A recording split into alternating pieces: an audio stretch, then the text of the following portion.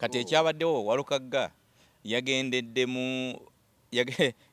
mu njovu ebbiri wezirwanira yagendedde mu kavuyo yayitiddewo mu kavuyo because bakimanyi bulungi Hayange okuwadde certificate nga certificate eyo ekusindika ku university era n'otandika okukola ki okusoma ku university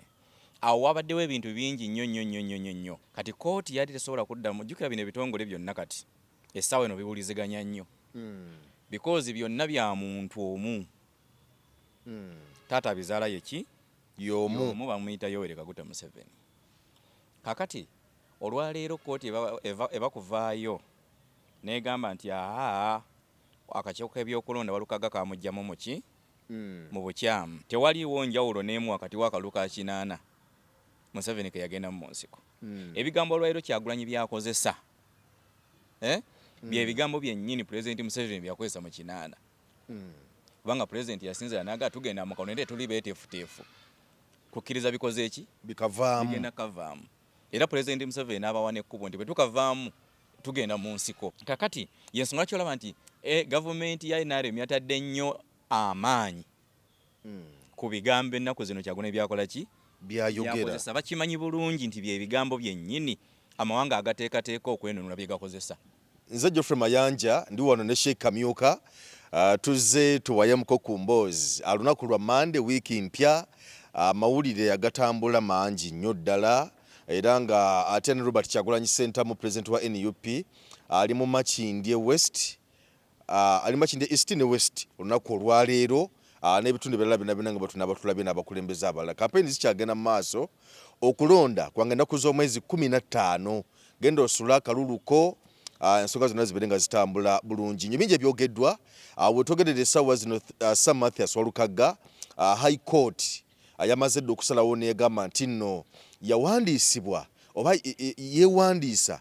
mu kakiiko k'ebyokulonda okutwala ekifo kya Busiro East nga empapula z'akozesa zaggwako dda ez'amachwa entry so neba nga yasazeewo nti omusajja oyo tateekeddwa okuvuganya mu Busiro East ng'omubaka wa Paalamenti era yamaze dde okuba ng'esalawo kati simanyi kiddako awo olwo omuvubuka ono ampe wa prisoni naye wiiki eno tubadde tugimalako ewedde naye bw'atyo neyegatta ku NUP butereevu oluvannyuma lw'okubeera nti amangu ddala nga yakagobwa mu prison okuba nga aweereza ng'omusirikale wa prison so yegasse ku NUP twalabyawo Inter-Religious Council bavudde ne bagamba nti bannange muleke abantu bakuuma akalulu kaabwe temubatiisatiisa so n'olw'ensonga eyo bwe tugenda okutambula awo bye tugenda okwogerako sooka onzikirize Sheikh Kamyuka kubuuzeeko. Abatulamu mwenna assalamu alaikum warahmatullahi wabarakatuh muli mutya mugyebaliko wiiki etambudde etya mpozi awo eba etambudde eba etambudde yatambudde eri eba ewedde yawedde wiiki yatambudde etya tutandise empya tutandise wiiki eno empya tusaba Mungu atuweemu ebirungi ate atuwonye n'obuzibu obugenda okugibeeramu agifuule wiiki y'obuwanguzi gye tuli ffenna. Okay, nga bwe njogedde Sheikh Sir Mathias Walukagga bwe twogeredde essaawa zino tewakyali ssuubi lyonna. High Court yagambye nti empapula ze yakozesa zaali nkyamu zaali nfu zaali zaggwako tutandikire awo buno obuzibu simanyi kigenda kubeera kitya kubanga constituency eyo NUP yabadde erabika nga egyetaaga nnyo okusinziira ku mukulu aliyo Honorable Sseggona n'ebimutambulirako n'embeera eriwo yabadde egyetaaga nnyo kyekiddako era obuzibu buliriddawa kubanga ne balooya nalukola badde batulagira ddala nti oba oli awo omukulu empapula ntuufu yawandisa mu butuufu n'ebirala byonna kati abantu bali awo tebamanyi kiddako olw'okuba nti balooya ba NUP baloopa akakiiko ka byakulonda kati nga ate akakiiko k'ebyokulonda kasuubira okusala omusango omunene ng'ennaku z'omwezi 15 January kati essaawa eno wadde tosobola kakozesa nsobi ko kakola ensobi eyasooka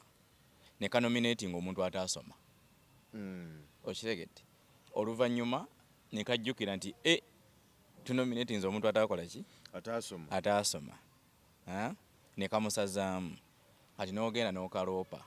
kati kooti yali tesobola kuddamu. Jjukira bino ebitongole byonna kati essaawa eno biwuliziganya nnyo because byonna bya muntu omu. Taata bizaala yeki y'omu bamuyita Yoweri Kaguta Museveni. Kakati olwaleero kooti eba kuvaayo n'egamba nti akakiiko k'ebyokulonda Walukaga kamugyamu muki mu bukyamu. Muba mubadde mugenda kukajjamu obwesige ne mu kulonda kwe kateeseteese okulijja eno. Ontegedde? Aga nti olaba ne kooti ku mulundi guli yagamba bweti. Kati ate ku mulundi guno mbadde musuubira ki? Kati ekyabaddewo Walukaga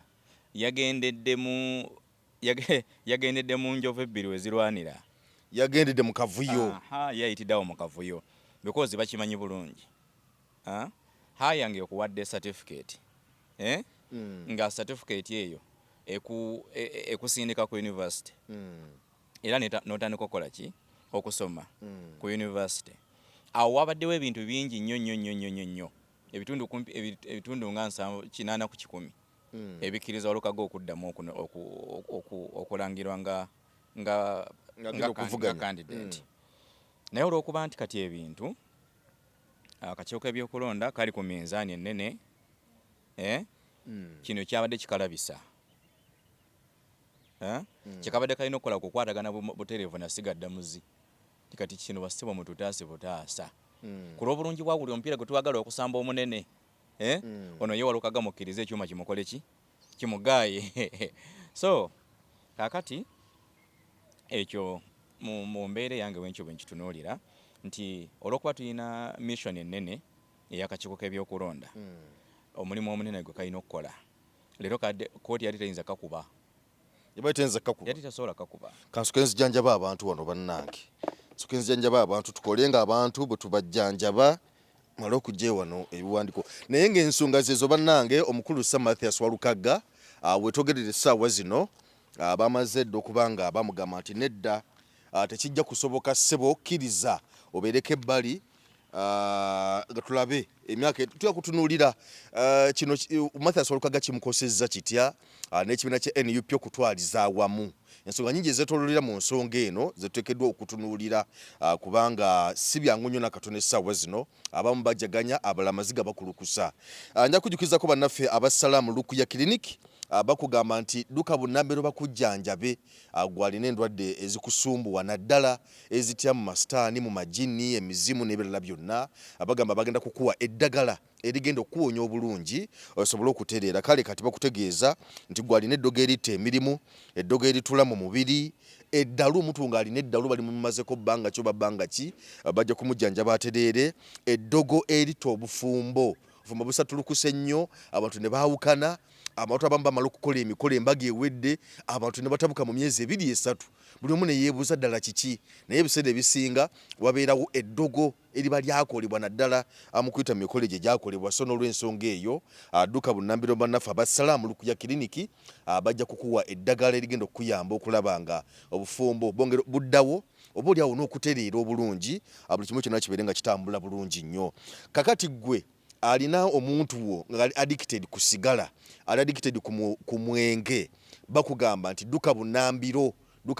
mu nnaku 2 zokka oba olabyewo enkyukakyuka. Omuntu nga alemedde ku mwenge, alemedde ku sigala, kubanga okubeera addicted nakyo kirwadde. Kale n'olw'ensonga eyo adduka bunnambiro basobole okuba nga bakuwa eddagala eryo, omuntu bamukoleko bulungi, bamujjanjabe asobole okuba nga atereera. Bakubireko ku 0783 17 1579 oba ku 0708 94 21 45 be bannaffe abalukuya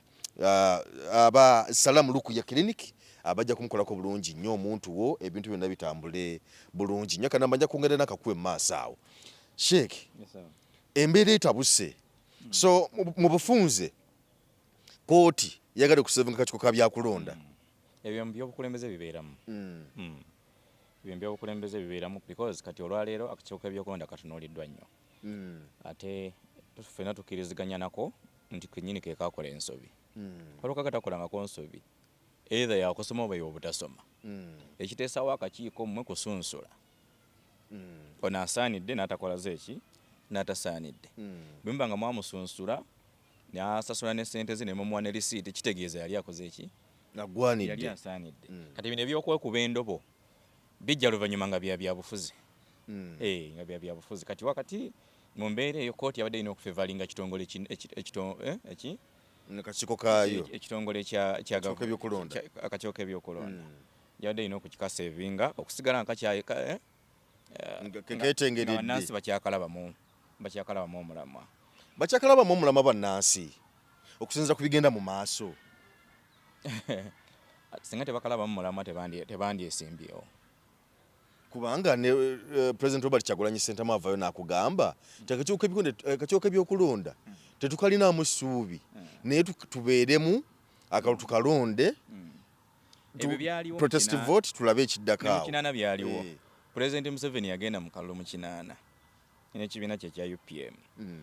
ng'akimanyi bulungi nti akulira akakiiko k'ebyokulonda asula mu buliri bumu ne Milton Obote enjawulo olwaliro mu kalulu kano akaliwo aka Kyagulanyi ne Mwami Museveni tewaliwo njawulo n'emu wakati w'akalulu ka kinaana Museveni ke yagenda mu nsiko ebigambo olwaliro Kyagulanyi byakozesa bye bigambo byennyini President Museveni byakozesa mu kinaana kubanga President yasinzira naga tugenda mu kalulu nende tuli beeteefuteefu kukkiriza bikoze eki bigenda kavaamu era President Museveni n'abawa n'ekkubo nti bwe tukavaamu tugenda mu nsiko ebyo yabyogera misana nga teyeekwese nga Kyagulanyi bwagamba essaawa zino nti ndi muyeekera wa gavumenti eno Museveni bagenda okumala akaluba kabale balangirira awangudde nga ye yagenze dda mu nsiko olwamala ogenda ku ballot paper bw'ati n'agenda ne mu nsiko tebannalangirira ye nayingirirawo kitegeeza yagenda mu kalulu nga kimanyi bulungi nti ebigenda okukavaamu biri mu ngalo za Milton Obote sina we ngenda kuyisa maanyi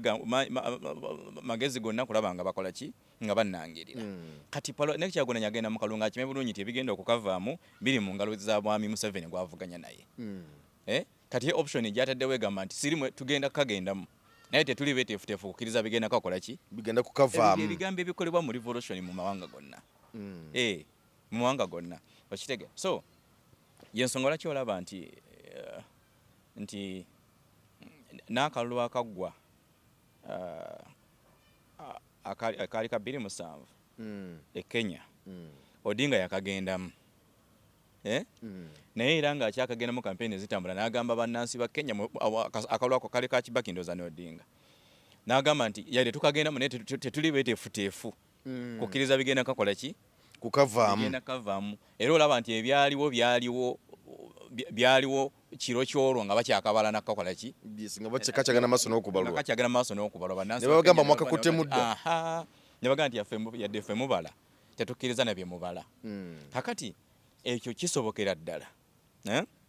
naddala ng'omaze okulaba wajja okola ki wajja ogenda n'omuntu ateeseteese emmere gy'ogenda egenda okujja ku mukolo so kati ebigambo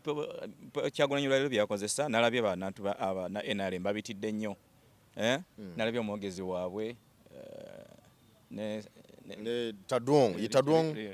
Richard nga naye bimutadde nnyo ku bunkenke because bamanyi bulungi nti bino ebigambo mukama waabwe byakozesa okukwata emitima gy'abannansi mu myaka gy'ekinaana era abantu abagenda okulonda akalulu nga balonda Ssemwogerere bagenda okulonda akalulu nga bakimanyi bulungi nti katugende tukalonde waliwo n'agenda okukalwanira bamuyita Museveni era ekyobutagenda kwa Ssemwogerere mu nsiko abantu tekyabayigula nnyo ttama bagamba kasitoli yakoze eki kasitoli yatusuubiza yagenze era buli yavangawo ng'anyiize nti babatya akalulu kange Museveni yasanganga abantu bayidde bakooye n'akakobo akabbye nti jangu tugende ne balumba era ne balumba so kakati yensonga lwaki olaba nti gavumenti ya NRM yatadde nnyo amaanyi ku bigambo ennaku zino Kyagulanyi byakola ki byakozesa bakimanyi bulungi nti bye bigambo byennyini amawanga agateekateeka okwenunula bye gakozesa nti togenda kubanga akateekateeka tali si mwerufu tolina woogenda kuyita kununula bannansi olina kukozesa akakiiko ka byakulondako kennyini akavundu akasirusiru akabuyabuya ko kennyini kakuteekereteekera omukolo era ogugendemu naye ng'okimanyi bulungi nti amazina gagenda oguvaamu gonna togenda gakkiriza Yes. Akitegedde. So eyo ye manduso ey'ebyobufuzi. So kati era olaba nti ebigambo kati byatandise okuvaamu byebyo ebigambo okulaba nti buli muntu kati ate atandise okukunama. Kyagulanyi yakozesezza bigambo because talina buyinza just a presidential candidate kati bano okubisabika aba gavumenti badde balina obuvunaanyizibwa bunene. Nalaba Hilton Joseph Mabirizi. By the way, yaleeta n'engombe ey'okuwa statistics z'ababyokwerinda. Alina we yali ku lukuŋŋaana lwe. N'agamba ate mutya tulina amagye emitwalo 5. Tulina nagenda ng'abitemaatema n'akola statistics. Yali Joseph Mabirizi. Okimanyi nti mu NRM teri yakidiscussingako. Tewali n'omu. Tebakyogerako. N'akavidiyo ke nkayina wano Hilton Joseph Mabirizi. Ndowooza campaign zaali zakutandika wiiki nga 2. Kyagulanyi olwakyogeddeko. Kyawaliriza President Museveni okutuuza press conference. Yes. Ate President Museveni n'agenda akolera ddala era yabadde nnene. Nti oli bw'amala okuleeta embeera efaanaganako bw'etyo. Mwe musale busazi magezi. Gali ntaano ga security. Ga security kulaba ng'abantu bannansi mubawa backup. Kale ate naawe tovaayo okutandika ku era statement President gye yakoze abagikolera mu bannansi abagezi. Ate badde tebagenda kulinda kalulu. Babadde tebalinda kalulu. Abagikolera mu bannansi nga tebeevaako nga bannayuganda. Badde tebagenda kulinda kalulu. Teriyo President asobola kuva naga nti mwenno muzannya buzanyi. Nze buli musirikale wange namuwa emmundu. N'amasasi 12. Buli mundu erimu amasasi 10 mwaga. Kitegeeza gye emirambo 10 mwameka. Kati teriyo President asobola kwewalira kutta bannansi. Bannansi ne basigala nga bakuba mu ngalo. Eyo statistic President ekituufu wakoze ensobi. Kyenzinja mbagamba bulijjo nti bwe munaabuukiranga Kyagulanyi waabuukidde mugenda kufundikira mwe mutomedde because mwe mulina obuyinza. Yes. Mwe mulina obuyinza, mwe ba stakeholders ab'amaanyi abatandikirwako mu ggwanga. Oli omuvubuka mu muleka ayogere byakola ki? Byayogera. Mwe mubikwate nga abakulembeze abaludde mu buyinza. Anti kati bo bakozesa statement egamba nti bikuma omuliro mu bantu. Bo bagamba. Tewali. Bwe bikuma omuliro mu bantu. Kati bino byayogedde bigaana abantu kujja ku nguudo baba bakujja. Tebisobola kubagaana. Bino byayogedde bigaana akakiiko bya kulonda ku bakalulu. Assurance bannansi gye beetaaga kwe kugenda mu kalulu ng'obategeezezza nga balina obwesimbu nti kati akalulu kano ke tugenzeemu nga bwe tukalonze bwe tugenda okukafuna. Okitegedde? Kakati tosobola kugamba nti nno bannansi banaabeera ne trust gy'oli nga gwe wennyini gwagamba bwe mumala okalonda mukaveeko nze ngenda okabakuumira. Kakati gw'osubira bannansi kyaba abasirusiru gwe wali obaddekawo omusajja n'akugamba siba leeta ente oziteeke wano bulungi nnyo zigule omale ogende nze nnyino zikuuma. Okitegedde? Tomumanyi mani from nowhere gati gwe genda weebake. Genda weebake galawo. Okaleese kaneraliikiriza twali mu kwanjira okwa wiiki eri eyaggwa. Twagendeyo obussi. Anti omukati tuyita ku nnyanja ku mugga. Naye kati ente nayo yagulibwa eyo kati tugigule eyo. Tuleme kusumbuzibwa kugitwala. Kati negulibwa eyo. Kati abajja mu lukiko tuwamuli natugaba nente twagiguze. Naye twagireseeyo twagiguzeeko ali mu kugitulundira tujagenda otuginone. Tujagenda ng'esavuwadde bulungi. Nga omusajja wajja n'abagamba nti ente mwe bagibbye. Nga naye sente sibaddiza kubanga zo mwali mwazimba. So kakati President abamukozeseza ezo statement ze yakoze ekituufu zabadde mbi. Naddala nga statistics z'okola zakuweerera kukola ki? Zakuweerera kutta bannansi. President Museveni nsubira musajja mugezi nnyo. Era abamukozeseza ezo statement mwamukoze bubi nnyo. Walukagga kusomozebwa ki kwayolekedde mu kaseera kano naddala nga tagenda kubeera ku baloti ekirala mu kanso yamaliriza kusomozebwa ki NUP mu essaawa zino kwetunuulidde naddala mu constituency oba oli awo gyebadde eyagala ennyo zimu ku ezo luga nti za nsonga. NUP esanze kusomozebwa kungi mu kalulu kano. Ekisooka baali balina okutwalira ddala bakandidenti be basuubira. Nze nakugamba abaganda bagambe wali omulema tofunyirawo olugalo. Omanyi lwaki? Buli wofunyirawo engalo bwoti yaba amanyi ogegeenya ye. Akukolimira nti kale Katonda ali kulaba emisana n'ekiro nange saayagala okitegedde kakati bwe kumanya nti regime ebategeze side ne side mwali mulina okusala amagezi nga buli muntu by the way ekyo najjanga nkibagamba nti akakiiko ka NUP ak'ebyokulonda ke kakutte NUP ogiteeka mu ngalo zaako 5 era ke kagikola ki kagiyiwa mu ttaka ng'ogyeko bano abalala be bazze bagula nalabye najjo oba Mawogola North abadde yesimbye ku muganda wa Museveni Sodo naye nalabye omuvubuka ng'avuddemu mu kalulu ng'agamba nti ensonga gyawa sente zimuweddeko ezikola ki ezinoonya yali akajjamu ng'asuubira nyina yagenda zimuwa kati oyo bamuguze diplomatically nga teyalinga bali abo badze bagula mu north rather mu eastern mu west babaze bagula mu west bo badde baleetanga labiza miti waliwo banyumirizaako omu baguze mu west ne Museveni ayina abaana ennaku zino bakalculating ebintu bamusuubiza obukadde 800 ne bamugamba tukuwako miliyoni 4 gwe kasitojja president najja n'akulaba okitegedde gwe balance ng'okola ki ng'omufuna yaleese engalabi ekifo kya parliament bakimuguzeeko miliyoni 4 temulanga badde bagamba simba babawa miliyoni 5 ng'ani azikuwa bana abaana ba Museveni bayaaye ekisooka baagala okuwa 5 ng'ate ebina be baagala obbirya kaakati baaze ne basanga abantu nga bakusanga okusinziira mu mutima gw'omuyabayaba obwavu okitegedde nga bakulaga bingi kati ffe tulangirira returning officer waffe ab'ebyokulonda baffe oli mwana muto kati ofaaki bwe tukuwa miliyoni 5 ne tukuwa ne skala n'ogenda n'osoma ebungereza ng'osuubira obulambo tobugenda kutereera kati oli Kyagulanyi gw'olaba ye yazimba n'amaka agakalina kati mutabani we alina bweru yayingidde n'amagye ga Amerika okitegedde kati ng'era bw'omanyi kati babakwanye bulungi mu kukwana okw'obulimba kati bamuŋŋambye bwe yamaze bonna baadde bamutembeeta omutwale wa pulezidenti akuba amasimu bagakwata tebakyakwata masimu ate bwana bagendako empola bajja namusiba because ye pulezidenti bamulaze nti bayitu bawadde 5 n'okwerabisabirabisiza bazze katuuti kaakati boonaddamu n'ogira n'obanja bano bayaaye bajja nakubuzaawo because ogenda balabisa eri mukama wabwe gye bajja essente ye yakutte 5 n'abikola ki n'abibawa gwe ne bakuwaako miliyoni 4 weeberere mujja kufiira bwereere luno si lutalo lwa byabukulembeze abantu simanyi kiba kimanyi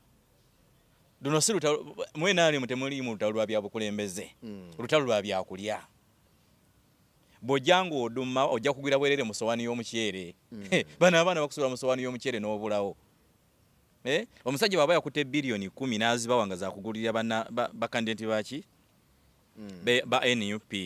ne bakozesako miliyoni 6 tobanja bano bayaaye bajja kutta duka misindo wonyo obulamu gwawedde genda oyavuwale n'obwavu bwo omanyi obusiru obwo olina ekisira n'ekyannyoko n'ejjajjaawo n'ekitaawo bikutambulirako obulambo bwonna butunze miliyoni 4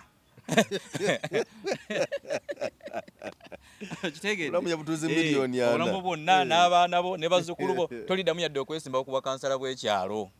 gwawedde muli bavubuka bato mukyalina future plan either Museveni waali taliiwo mubadde mugenda okubeerawo kati mwawedde kati ono owa Mawogola North Sodo gwe yawadde sente ye abadde yagezezaako kisabika bannange sente zimpeddeko ekimpaliriza okuva mu lwokaano wagenda okujja ng'omanyi bulungi kampeyini yeetaagisa ki sente kaakati gwe musiru gwe ani gwe wali ogasuubira agenda ozikuwa naye bwe namulabye by the way basindise videos ze enkadde zazaakola nga muyaaye somanyi na bano bantu abaagaba kaadi kye baaliko because bw'oba ogenda okugaba kaadi y'ekibiina musooke mutunuulye ne mu kifo ekyo ani agwage ono gwe tuwa kaadi agenda vuganya n'ani gwagenda ovuganya naye financial gundi ye eyimiridde etya kati temusobola kuddira kayaaye nga kano mugende mukateeka ku kifo kya Mawogola nga agenda vuganya na muganda wa Museveni Sodo mutwale omuntu nga ali voko nga ne bwaba talina ssente nga ayimiridde nga ne bwanayogera n'omuntu ajja kumanya nti naye kakati madidde akayaaye nga bulaba nina Rose bwabatagazzaamu sayidi eyo abatuuza obufoofofo kati mwaddira akayaaye mukatadde mu kifo kagenda vuganya na muntu wa ssente ayina obuyinza ayina anything okitegedde ne mugandi genda ovuganya kati nakyo akatiro ka NUP ku mulundi oguddako mulina ogenda nga mumanya gw'ovuganyawa nga tonnaba nakugaba kaadi olina kusooka kuteeka minzaani ku bali ba opponent bo bonna ne mbatuula ne mbadiscussingako naye n'ekizibu NUP kye balina ne speed yabasukka ebintu byali bya speed cucucucu nga balinga babadde bataliiwo ate nga bakandaalirizanga nga tomanyi bakola ebintu ebiki nga tomanyi bakola ebintu ebiriyo kuba baalwawo okitegeera kati nga tusuubira nti wakati beetegerezza bagenda kukola ebintu ebikola ki kakati bw'obanga oleeta candidate yenna sooka omanye opponent wammwe azitowa atya financial gundi ye eyimiridde etya obutuuze bwe mu kitundu buli butya ono gwe tumuleetera gwe tugenda okuwa kaadi yaffe azitowa ki baddira kaadi ne baziwa abaana abaavu abazibu abaana baavu waliwo nabadde annoonyaako wano ng'alina gwanoonya amuyambeko simanya amuwe ku ssaala kamunoonyeeko wuuno message ogiraba good afternoon Tungamo district in Bitikati have been following the program in Gedwa and yes, we are born. Bambi muyambe. Kati nga agamba nti bali mu kubayisaamu eggaali okubagula okitegeera kati ntungamo district MP kati yagira ku tiketi ya NUP kati bali mu kubayisaamu babogereza babagule na biki byonna naye yagamba yakyalemeddemu ni kati nga ayagala bantu bayinza kwogera nabo okulaba nga bamuzaamu amaanyi kati gago bonayogera naye na biki bwe bityo kola nga asigalamu mu kintu nakyo kikulu nnyo okusigala nga mubafaako muwuliziganya nabo nga kireera kyewayogerako mu programu gye twakola nga bakagaba kaadi nti abantu bano be bamye kaadi bali beetaaga okuyitibwa amangu nga tebanaba kusala kugenda mu bibiina birala boogere nabo kikendeezako ku numbers ezikola ki ezigenda because kati abaana mu Central tebasobola kwogera nabo bakimanyi nti ab'omu Central bo bali ku sure win because omuntu bwakwata kaadi ya NUP wano mu Central abeera ku sure win naye kati bali ababeera half omuwarabu kyayita bayina naawangula oba siwangule kakati oyo bamusanga mu mbeera eyo nga naye nyinta nabakwekiririzaamu oba anaawangula oba taawangule kasaba mugana tugakuwa milioni 2 alabanga ennyingi naye ekisingako okuba nti mubateekako monitor muba monitoringa mpola mpola n'okubagumya because bino mu rigimu ng'eya President Museveni emaze emyaka 4 etuuka ekiseera nga tekyakozesa bwerufu nga buli kimu kyonna ssente okitegedde buli kimu kyonna nga emanyi ssente zezikola ki zezikola because President Museveni yasigaza ebintu ebi bibiri ssente n'amagye yasigaza ssente n'amagye ebyo Kasabi namwefuulira eno rigimu temujja kudda mugirabako n'abaana baayo ne bazzukulu baayo poliisi teriimu mwabo ate poliisi ematalinga ki eyo teyina oyombi yasigaza ssente n'amagye poliisi ewamba obuyinza ng'olinayo ku yonna gy'omanyi nga mupoliisi eyawambye osi yawambye gavumenti nti DPC w'Egindi ate yawambye gavumenti kakati bano abapoliisi bo babakozesa buki bano bafungwa barabara bano babakozesa balinga mipiira gya tuleera okitegedde kakati President Museveni alina ebintu biri ssente naki n'amagye era ebyo Kasabi binaamuvaako ajja kusigala takyalina kyagamba kati mu kaseera kano yali wakozesa ssente nnyingi nnyo okulaba nti bano abaana NUP gyegenza eteeka abantu abakola ki agenda abagula ate nga nekyagulanya oluusi oyinza obutamunenya because ekibiina kye kyabavubuka abavubuka tebannakola omwana ajja kuwa emupi nga mutufu yetandika buki bwetandisi yatandika bwetandisi ayina omukyala omu oluusi ayina akaana ke kamu ka myaka 4 bizinesi akyayiriba naye nga yasoma yamala diguli ye ayinajja nga ayagala kugenda muntu nga mu north kuvuganya ku bwMP n'ogenda okunoonyereza nga yaliyo kati ng'olina okuwa ki ng'olina okuwa kaadi okola ki okuvuganya mu kifo kati sayidi eyo ne Kyagulanyi oluusi okola ki omusaasira ate bakandidate yandibajjeewa yandibajjeewa because baana bato bavubuka bato tebamanyi kiyitibwa bizinensi bwe bamugamba nti nno ogenda kusinkana Prime Minister Nabbanja asula teyeebase yenda kusinkana Prime Minister alooza obugagga abumaze kumbe bagenda muwaanaage kumba agenda mu ntaana Kabuli agenda mu Kabuli kankwe ekyokulabirako omuyimbi Ronald Mayinja alwanaganye ne NRM luli basooka okumugula okuva mu kalukali akasooka nyina mukwano gwange munne nnyo awo Ronald Mayinja we yagwira awo agwe simanyi nyumba bagitwala biki agenzeko nebweru akomyewo omanyi ekyeyo kyo kiraba tosobola kigendako nga oli mu kafiiri n'obeerayo tosobola bujja kikugoba misinde ddayo kati Mayinja agenda otuukawo nga enzigi z'ekyeyo zonna nzigale gyetwagala abasirusiru ddayo muleeta emisinde ekyasinga okunsesa bamugaa tugenda kuwa 1.6 billion 1.6 billion kakati ate bo bagezi baga naye tugakuwaako ebi 5 okole press conference bw'ogimaliza bwoti bwe pa nga tukuwa balance akawumbi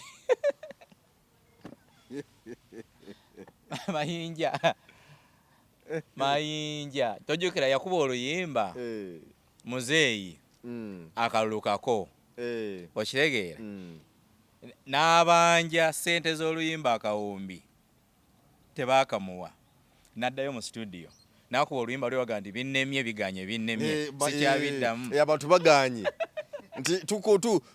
tugezezzaako okwogera nabo naye baganye muzeeyi abantu baganye ne bamuyita ne bamuwaayo 3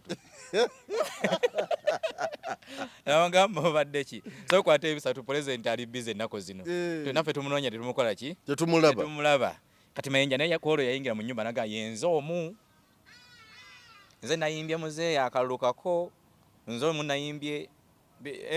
abantu baganye kati nzaani yatuka essira nga nenyi teyejjukira nti ye Ronald Mayinja so kati bano abaana ate nze kyembaagalako nakyo kirungi kijja kukendeezako ku bantu abagenda baduma okufuula nti ebyobufuzi yafuuse ki business gwafuuse mulimu bagenda kwonoona future y'eggwanga abaana abajjanga nga bazze ogenda kwesimbawo ku bwabubaka bwa paalamenti ogenda kututeeseza abantu n'ebirala kaakati agenda kukwata kaadi ya kibiina gitwala gitunda baagala shortcut so kaakati bano abaana bagezi bano bamobilizer b'NRM aba babebekulu baani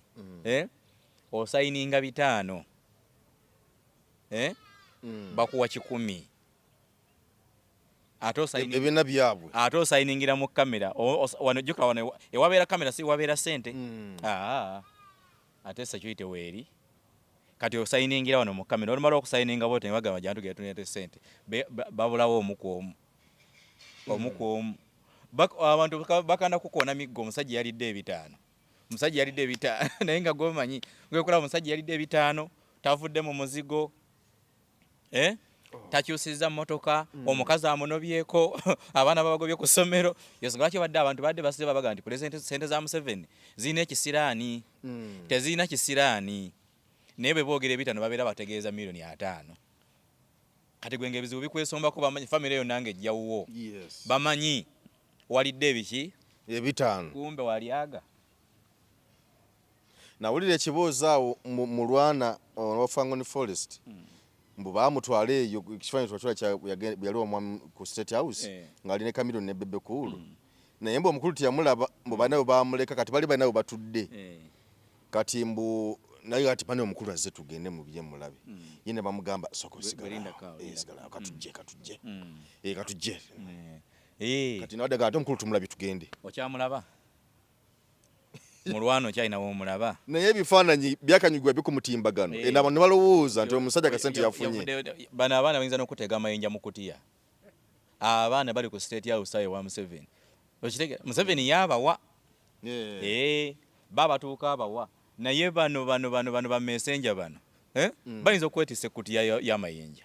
ne bakuba ekifaananyi ne bagamba amayanja we yava mu state house ne kutiya ya sente osanga mukyala wa akutte ejjambi embazzi akuteeze n'abako bonna bakoze eki bakulinze bazze bagamba mukoyanguwa batugambye wakikubye bakitegeera so kakati eyo embeera ya mafialism njagala nnyo abantu basobole okuwithdrawinga badde ku drawing board y'obwongo bwabwe bamanye nti ebyobufuzi si business buweereza obulimu ekitiibwa olimu okuteekateeka future yo gwaweereza ne future y'abaana bo so kakati ono omwana ow'amawogola north sodo yamutomezza gwewawedde oli muvubuka muto okiwulidde bano abakutomeza tebakyasobola kumala myaka 2 mu buyinza ate gwe emyaka gyonna era abantu bemawogola mbagamba oyo famire y'oyo mugirambe naye abaira ku mukolo bwembeera mumuyita mugamba mujje twaniza honorable gwe bawa sente n'ava mu kalulu jangu sebo obuuze ku bantu bajja okuddamu abagezi twaniza honorable eyakubye abaana baffe kibooko ne babawambawamba ne babasiba n'amala ne bamuwa sente n'akavaamu sebo jangu obuuze ku bantu bo wano oyo mumugobere ddala mu kitundu adduke agenda kubonoonera abaana agenda kunga kati bakansala abatwale ewa soda kati mumugobe misinde kati afuuse waddiiru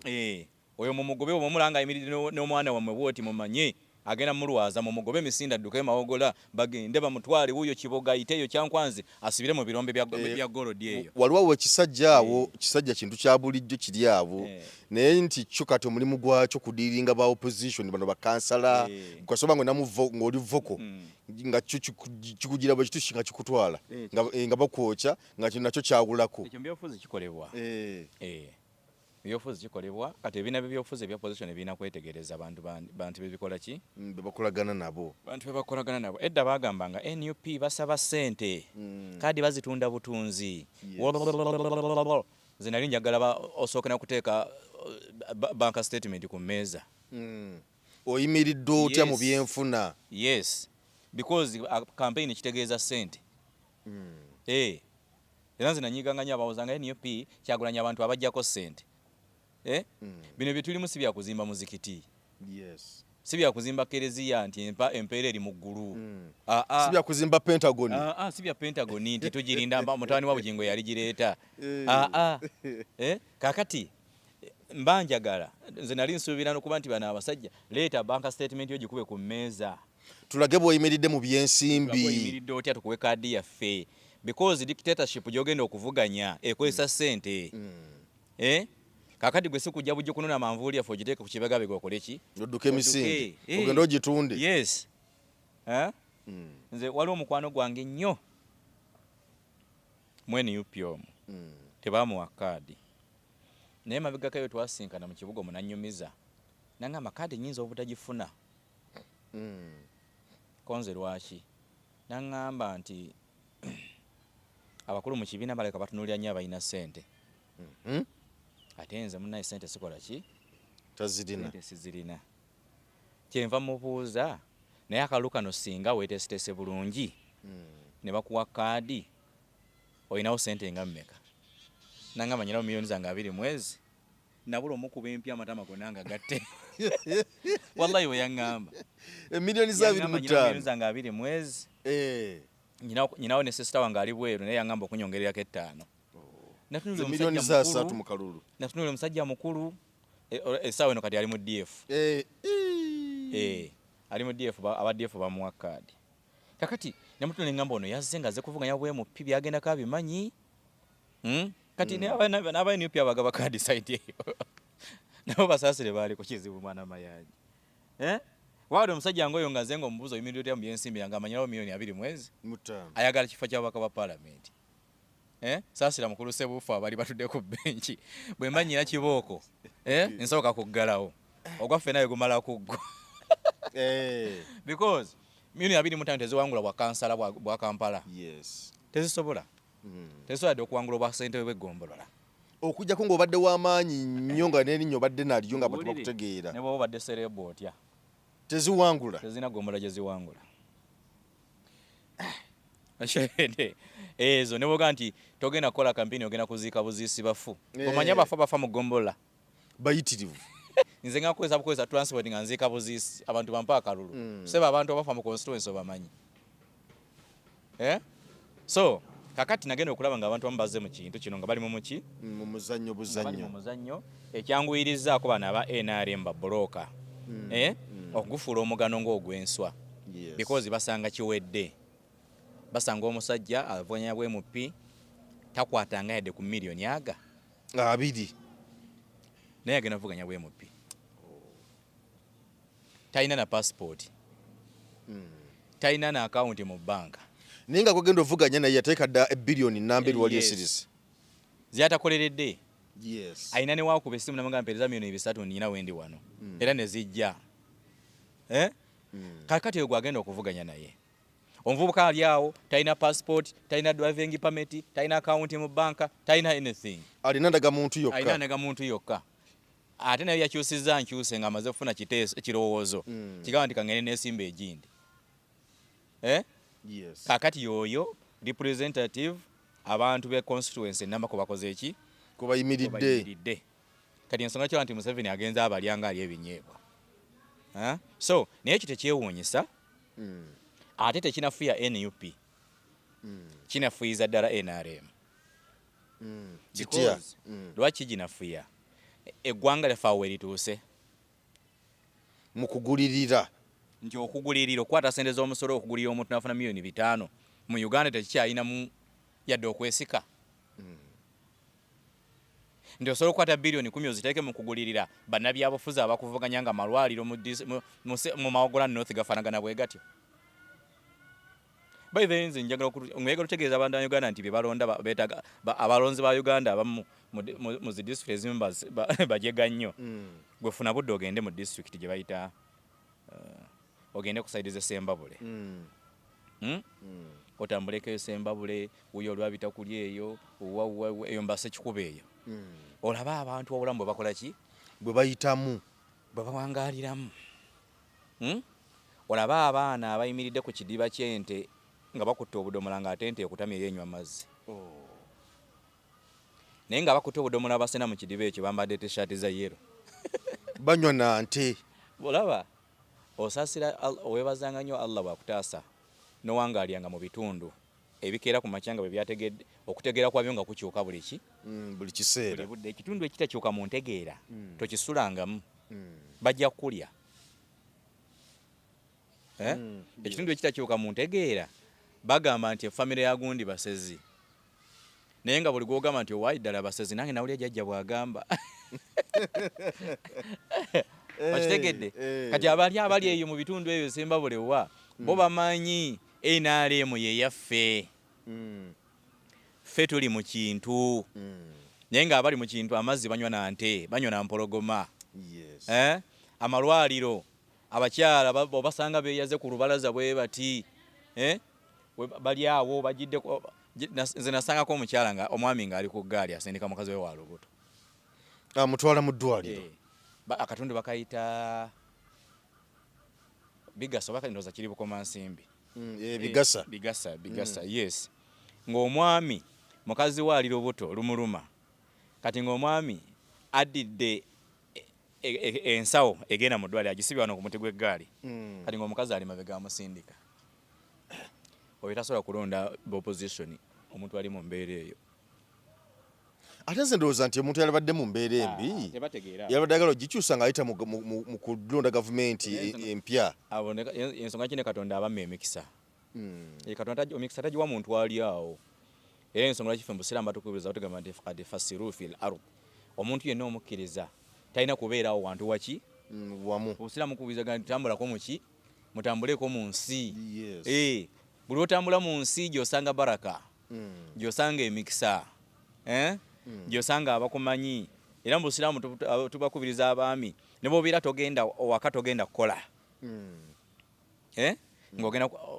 ku mulimu olunaku osirwa kukola ofuyo omusajja omusiraamu omutuufu tosiiba waka tambula mukko yadde ku mulimu bakugoba omukyala tomugamba bwekeera ku makyo osiba ettaayi omugambe nkubira n'engatto yange eddagala ate ng'olina mukambwe ennyo ekuba ekikalu yingira site olaga wangenda kukola omukazi akalako emotoka lero ng'ogirinyidde wala nti njagirinyira mu maaso wali kangira ntambulawo nkolemu nekokaki nkolemu nekaduyiro kumbi toyina oyo musajja omugezi anaafuga amaka naye omusajja asiiba wakaawo batuuka n'okunayisa omwana naye ku mwana oyo nkyana bimaliriza wano omukazi akugamba remote ogiraba awo nti aleeri ayoza nkyusiza ku TV eyo ntereko kazannyo anti sentebe tova mu ddiiro okuva ku makyo oli oli awo ogunnomye olinga mmese mu kabada gwotolaba emmese yennyini yeebo n'eddiiro ejja mu kabada nenoonya nga temuli kalimu negenda mu firiigi yadde manye ebeera mu mazzi negenda wansi w'entebe ati bwebulwa neruma entebe bweruma nagani ntebe gwe gwejja kifiiringa kati so kati ebitundu ebyo bitakyuka yensonga kyola nti biwagira nnyo gavumenti Katonda yabijjako baraka obisanga tebirina mazzi omusana gwaka eyo gwonna ogufika eno e Kampala Mungu agusindika eyo mu bajega omusajja wo omusajja ono yali abadde omusirikale wa prison ampe yamaze dde okuba nga Ampe Lawrence yamaze dde okuba nga bamugobye kubanga era bategeeza tebasobola kukola naye olw'okwogera ebigambo ebiraga side n'okwawula yawula because azayogera ng'alaga nti gavumenti ya Mwai Museveni tekyasobola n'enkola y'emirimu ya kibogo ne balabino nga bazaabyogera akasa gwagoberera obadde ensonga ezo zigoberera bulungi nnyo so kakati prison bamunaabidde mu maaso era ebyambalo byabwe nabyo baddiza nebikola ebirala byonna amangu ddala nga yakabibawa najja neyegatta ku mwami najja neyegatta ku NUP era yasinkanye Robert Kyagulanyi Ssentamu bwe yamusinkanye n'amwaniriza bulungi nnyo n'ebirala byonna ebifaanana ku bwe bityo kino kiraga kina ddala kubanga tulabye bannamagye bangi nnyo nga bavuddeyo nga balaga sayidi nga bagamba muwe Mwai Museveni akalulumisa nakyere ebifaananyi mubiveeko enkola y'omuntu eyo kuba ensanirira yagwo bannamagye President Museveni muki bwamagye kati wadde agaba bannamagye bawagire gwe civilian awo temunnatuukawo ekizibu kye mulina bannayuganda mwagala okubuuka mu nkola ya democracy teriiwo democracy aliwa ani yaleeta demokrasiya gwe omusajja yali democrat ennyo wali olinda gavumenti y'Obote neteekateeka akalulu nokkiriza ebikavuddemu naye bw'obanga wakola defiance Obote n'ateekateeka akalulu gwe n'omukuba na mmundu tosobola kunnimba nti gwe democracy gwamukutte mu ngalo ekizibu kye mulina bannayuganda mwagala okubuuka democracy wano wammwe gwe mwogerako taliiwo ekyo kyabakwata bukwasi kuva mbazungu teriiyo nsi esobola kubeera na democracy ng'eri mu military rule teriiyo militarism tesobola kuzimba demokrasiya because military ekolera ku biragiro bakulagira oba kikyamu oba si kituufu tolina kupinga maki maje tolina kubeera kipingamizi order ni order okitege kakati mwe mbawulira nnyo bannayuganda nga bagamba era ensi yaffe erina okubukalamu demokrasi nga temunaba kumubukaza awaniridde enkondo okuyimiridde demokrasiya ze mulina okusooka okusoosowaza enyozi enkulu ensonga eyimirako demokrasi esookera ddala ye pulezidenti afuga emiwaatwa n'enguudo mwazaayita okuteekawo demokrasiya gye mulina okusooka okutunuulira gw'ate ayina demokrasi ate otugamba nti ogenda kuteekawo demokrasiya demokrasi talina kubeera mu bbanga bw'ati alina kubeera mu ggwe ate ayita mu demokrasi ng'ojja tugusubire okuteekawo democracy abukaale ng'okulembera oganye okusiramuka ate oganza ngenda okusaaza esswala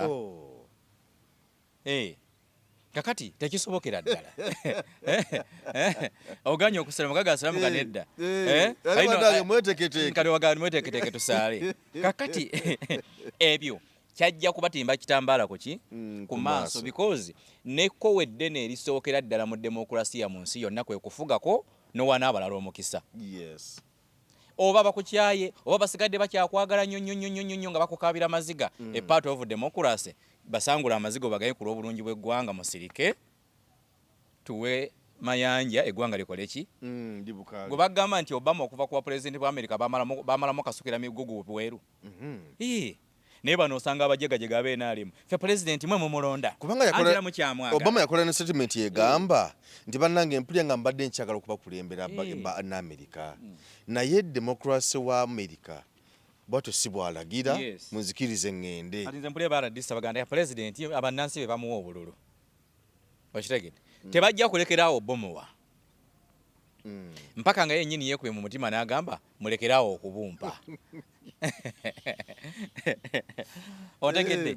because n'oboto olwaliro n'akomawo ku ballot paper yosangako abamuwa abamutiikinze era ajja kugamba bampadde bansabye n'amini ni wajja kati ku ballot paper afunako abamutiikinga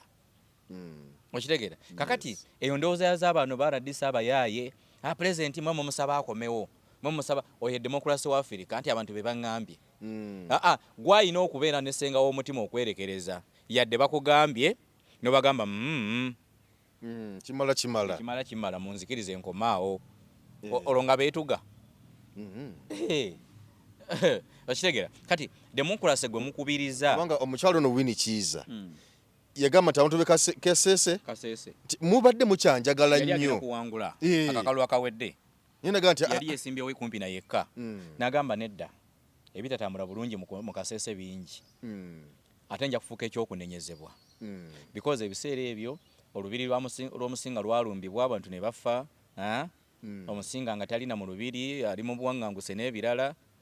Kiiza n'agasinza kukulembera abantu bali mu mbeera efaanagana bwetyo ebigenda okunenyezebwa biyinza okutuula mu kifuba kyange ab'e Kasese baafa weebali nnyo n'owulira endogoyi okitegeedde so kati demokulasiya okubirudingibwa emisingi egituddeko demokulasiya ya leadership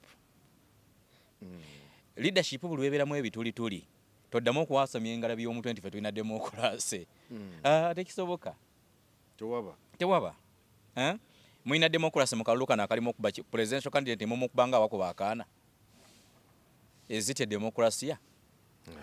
mulina demokulasi nga presidential candidate ye mwasalawo butamuyisa mu nguudo za kolansi muyisa mu ttaka mulina demokulasi nga presidential candidate mumukwatya mu kibira sawa 8 ogw'ekiro mwe mulina n'omusalyawo walina okusula ne watalina kusula presidential candidate tasobola kukozesa kisaawe kya ggwanga eky'ekkololo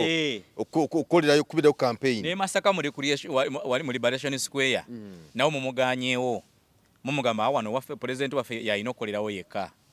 okitegedde mulina demokulasiya ng'abantu babeera mu kooti babeera mu komera emyaka 7 nga temubasaliranga musango kubanga nekyokugenda obugenzi mu kooti si ekitegeeza demokulasi ekitundu ekinene ku demokulasiya ye muntu omutwala mu kooti nemuwuliriza omusango gwe ne mumuwa ekibonerezo either okumwejereza oba okumulimandinga okitegedde naye mumanyi kye bayita demokulasi omuntu muteka mu kooti demokulasi wa Uganda okumanya asesa bakuleeta mu kooti kumakya saawa 2 nga watuuse edda mu kooti ne bakuteeka mu kaguli omulamuzi n'amaana agamba nti eno kooti talina buyinza bukuwozesa genda ojja kukomawo nga nnya genda ojja kudda nga nnya nogamba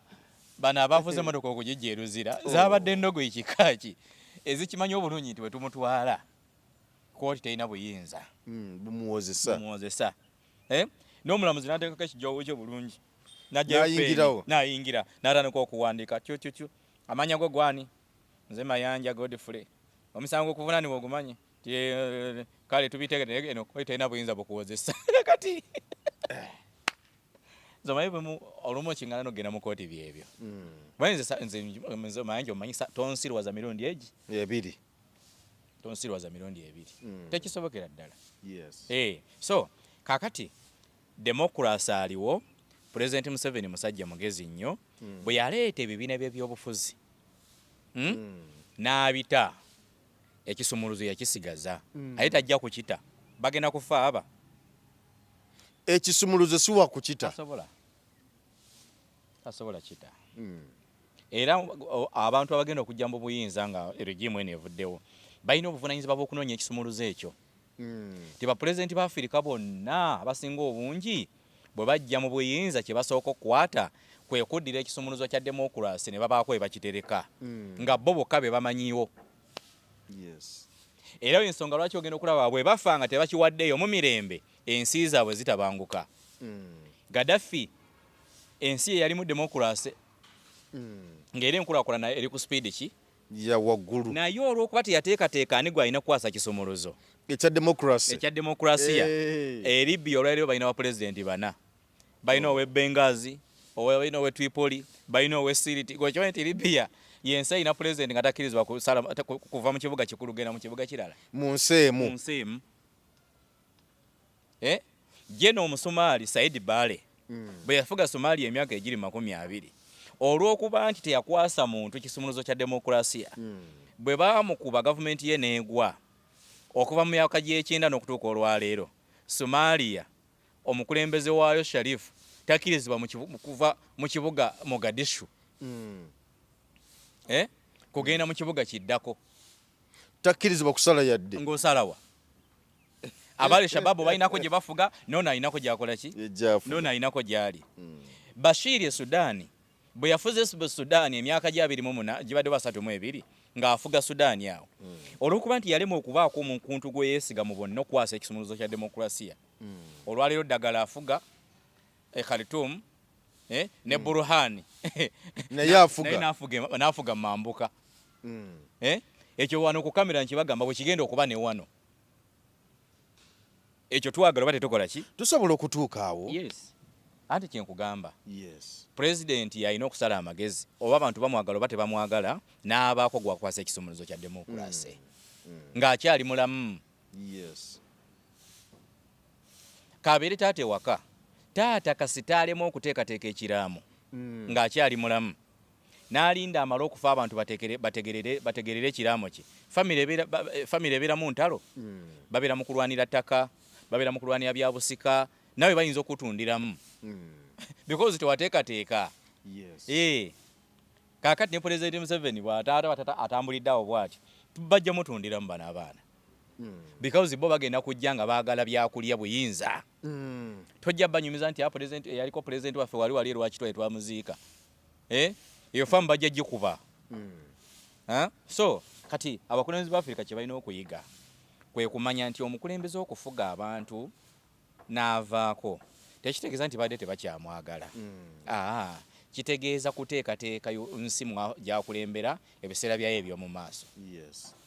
kati Pulezidenti Museveni bw'anaaba nga ali awo ng'akyakalambidde ekisumuluzo nga yakyakikutte bw'ati ebyokulabirako mbibawadde olwaleero abantu bategere nti ekisumuluzo kya demokrasiya si kyakudda buzzi ku mikutu gya TV bantu kwogera nti mubalaba boogera twabawa demokrasi eddembe mubaseka kamyoka mwandize mutya ku TV okwo ne mwogera abazzi nabbala omwenge banywa paka ku makya ddembe lyabwe balirina eyo nkola yakiyaaye eyo nkola yakiyaaye ekyo tekitegeeza demokrasi ekifunfugu ekinene ekitegeeza demokrasi kwe kuwuliriza ebyo bannansi bye bakugamba ontegedde ngutegedde bulungi ebyo ebibaleetanga ku leediyo boogere ebibaleetanga ku zi TV boogere paati nene nnyo mu demokrasi naddala ng'otudde wansi n'obikola ki n'obiwuliriza kale ensonga zezo olunaku lwaleero tutandise wiiki mpya bwe tugitandise ensonga enkulu ebaddemu ensonga ya Sir Mathias Walukagga okuba nti kkooti ensukkulumu yasazeewo negamba nti akakiiko k'ebyokulonda kasalawo bulungi nnyo kati simanyi nga tumaze n'akasonga kano katono oli mutunuulizi wa nsonga ne tuli munnamateeka omutunzi wa nsonga naye yonna engeri gy'olabamu ebintu byo wano Walukagga tasobola kuwabira kakiiko bya kulonda okumunominatinga okumunominate akakosa empapula ze zimu ate ne kamugjayo nti lwaki luli mu kusooka temwakiraba munfiiriza na biki byonna ebyo byonna bisoboka mu mateeka amalamu ng'ebitongole tebiri political naye kati nakugambye tuli mu kasizoni ka byabufuzi buli kitongole kyonna politics yakisaanikidde oba poliisi oba amagye oba bitongole by'amakomera oba kati kanku ekyokulabirako oyo omwana ampe omulaba Frank Abayine musajja mukulu oyo mwana we bwatabeerawo pressure ampe Bayine yabadde asobola omuyita nga tayise na procedure za byamakomera namugamba mwana gwe ebintu byokola si biki si birungi kizira kufenga bwetulaba namudirectinga kola kino kola kino kola kino kola kino nga namwe temubitegedde mwandigenze kulaba ng'omwana social media za handle ze zonna zikoze eki nga silent nga ziggadde ng'ekintu kikola ki naye babikola okukanga abalala nti bamugezaako namwe tubasse bano abalumwa nga bali mu bitongole obutaddamu bawa muwaatwa gukomawo kujja kukola nga ampe kyakoze okitegeere so kati olwaleero demo amateeka gakola tegakoze essaawa eno ekikola buli kintu kati buli judgment yonna ekolebwa eri political oba oyagala oba tokola ki oba toyagala bwe bukeera ku makya ne bagamba nti tutadde Kano Besigye kooti emutadde manya kiyinja kya byabufuzi ekyateereddwako banna NRM naddala mu lukwingiri Besigye gyakola ki gyava kati buli judgment yonna ekolebwa ku munnabyabufuzi ali mukomera eri political era gwe kimanyi nti ne mu bitongole mu sigedamuzi mulimu abalamuzi nga bo mu kuwozesa emisango gy'ebyobufuzi beekansa ng'ate ono yo mu kuwozesa emisango gy'ebyettaka muzibu nnyo kati gye bali era gavumenti ebateeka ku ki omusango guno baatuwabidde ebyokulonda nti ogwo omusango omulamuzi gundi yabagutuulamu kiringa wano twayinanga munnamateeka waffe Allah musaasire yalwala ennaku zino yena stroke lwakafuuzi kati nga ye lwakafuuzi mukugu nnyo mu kuwoza ebisango ebyo ebyentalo ebyo ebyo gundi yalidde mu nsi y'olukwe biki nga kafulu ate nga bano beeryasire kwago bino ebisango egy'ebyobufuzi so kati n'abalamuzi bwe batyo babeera n'emisango gyabwe nga nti ogwo omulamuzi gundi ogwo yaba atuulayo so kakati essaawa eno kyenyinza okugamba ya byabufuzi Sseggona ennyamba yonna gy'alina radda Walukagga ennyamba yonna gy'alina okweyambamu erina kuba ya byabufuzi bw'anaagenda mu mateeka nago nkaye kati essaawa eno gali political because singa tegabadde political kyabadde kiggwerawo so sirabawo nnyo gundi kale nja kujjukizaako bannaffe abasalaamu Lukuye Clinic kkiriza ogende bakujjanjabe bakuwa eddagala omuntu watereere naye kenyini otereere singa oba olaba nti waliwo bitutambula bulungi kubanga ebiseera ebisinga omuntu nga waliwo bitutambula bulungi mu bulamu bwe era nabwe osobola okweraba n'omanya nti kati waliwo kitali kituufu kale nogenda gwe wenna alina okusoomozebwa okwenjawulo naddala eddogo erita emirimu eddogo erituula mu mubiri eddalu omuntu yagudde eddalu babbanga kyo babbanga kibagamba nti mutwale bajja kuba bakuwa eddagala aterere bulungi nnyo eddogo erita obufumbo ebyo byonna kkiriza bakujjanjabe era bakuwe eddagala abakuwa obuyambo nti bajja ku muntu bajja mutereza bulungi ojja kuterera bulungi kyokka ate era oli addicted ku mwenge ono omuntu ali addicted ku mwenge ne kusigala munaku bbiri zokka oba olabyewo enjawulo kale kkiriza bannaffe abasalaamu Lukuye Clinic abasobola okuba nga bakolako mu ngeri bwetyo osobola okuba nga omuntu atereera oba gwe kennyini okutereera kakati kuba ku 0783 17 15 79 oba ku 0708 94 24 45 ensonga zonna zijja kutambula bulungi twagaza wiiki ennungi twagaza wiiki ennungi ssebo tugenze